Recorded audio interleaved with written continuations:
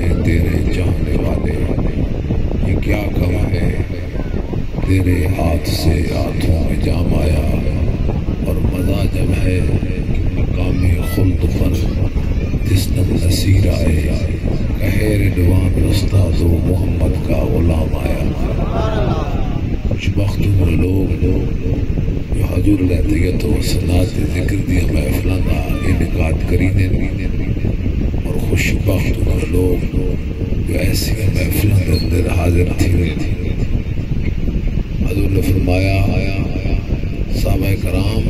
جنت دے باغ کو گزرو تو اپنی خوراک کی قیدی کرو۔ حضور نے اپنے صحابہ کو گل کی تھی کہ جنت دے باغ کو گزرو تو اپنی خوراک کی قیدی کرو۔ صحابہ نے عرض کی تھی یا رسول اللہ علیہ وسلم، اساں تے سنا ہے کہ جنت دوزخ قیامت میں سی،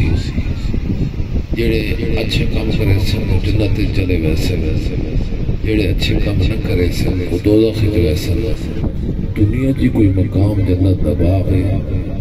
حضور نے فرمایا مجالس و ذکر، اس مقام تے اللہ و رسول دا ذکر تھی ہوئے وہ مقام جنت دا باغ ہوتا ہے۔ خوش وقت میں لوگ جو حضور دے ذکر دی محفل جلوہ فرما دے۔ اعلیٰ حضرت فاضل بریلوی مجدد دین ملت الشاہ احمد رضا خان رحمۃ اللہ علیہ میں نے جڑا میلاد کرانے انہوں مبارکہ دیا کرو، فرمایا کروں اٹھا کے دونوں جنت دے باغ وچ بٹھا دیتے۔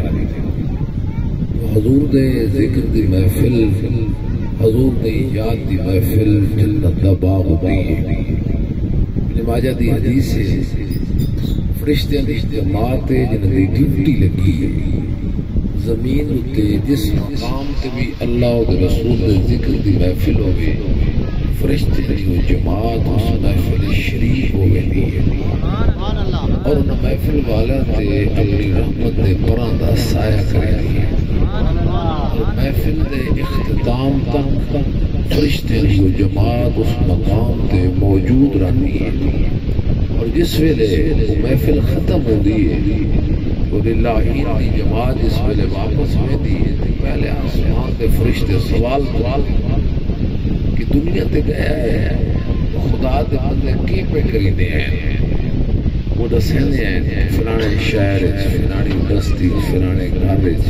فلانے مسجد فلانے بازار اللہ و رسول دا ذکر پہ کرینے ہیں، جس ویلے ذکر خدا اور ذکر مصطفیٰ دی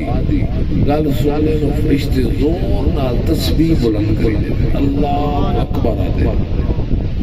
پھر جماعت میں رستہ دیتی وہ دوجے آسمان سے پہنچتے ہیں، دوجے آسمان والے فرشتے سوال کرتے ہیں تو کیڑی گل کیتی ہے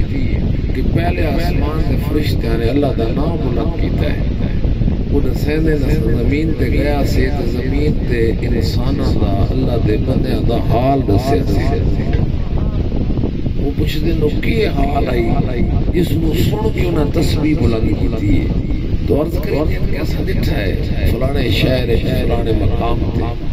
کٹھا تھی